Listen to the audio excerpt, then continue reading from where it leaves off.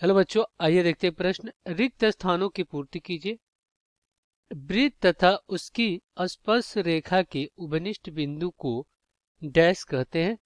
तो हम क्या करेंगे, यहाँ पे मुख्य अवधारणा लिखेंगे। मुख्य अवधारणा। तो ये क्या होगा इस प्रश्न के लिए? तो देखिए, एक वृत्त बनाते हैं। ये आपका क्या है? एक वृत्त है जिसका केंद्र क्या है? वो है। तो हम क्या करेंगे, मान लीजिए यहाँ पे एक बिंदु ले रहे हैं और इस पे क्या करते हैं, एक स्पर्श रेखा खींच रहे हैं जो वृत्त को एक बिंदु पे स्पर्श करती हुई जा रही है। ये जो आपका ए बी रेखा है, ए बी, ये क्या कर रहा है, बिंदु को, वृत्त को एक बिंदु पे स्पर्श कर रहा है। तो ये आपका क्या हो जाएगा? स्पर्श बिंदु। स्पर्श बिंदु।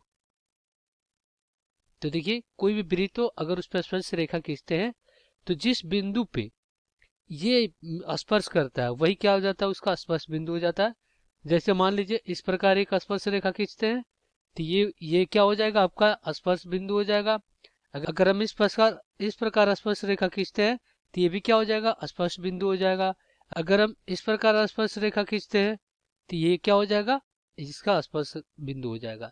एक स्पर्श रेखा से एक ही स्पर्श बिंदु होता है, तो ये भी क्या हो जाएगा? आपका स्पर्श बिंदु हो जाएगा। तो इस प्रकार हम यहाँ पे कह सकते हैं, लिखते हैं हल।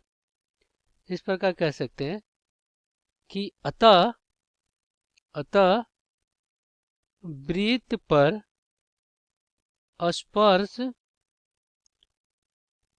रेखा के उभयनिष्ठ बिंदु को उभयनिष्ठ उभयनिष्ठ बिंदु को स्पर्श बिंदु कहते हैं। बिंदु कहते हैं। अब इस प्रकार किसी भी वृत्त पे अनंत स्पर्श रेखा खींच सकते हैं और हमें अनंत स्पर्श बिंदु मिल जाएंगे। तो यहाँ पे क्या लिखा जाएगा? यहाँ पे स्पर्श बिंदु लिख दे रहा है। स्पर्श बिंदु। स्पर्श बिंदु कहते हैं। आशा करते हैं बच्चों ये प्रश्न आपको समझ में आया होगा। धन्यवाद।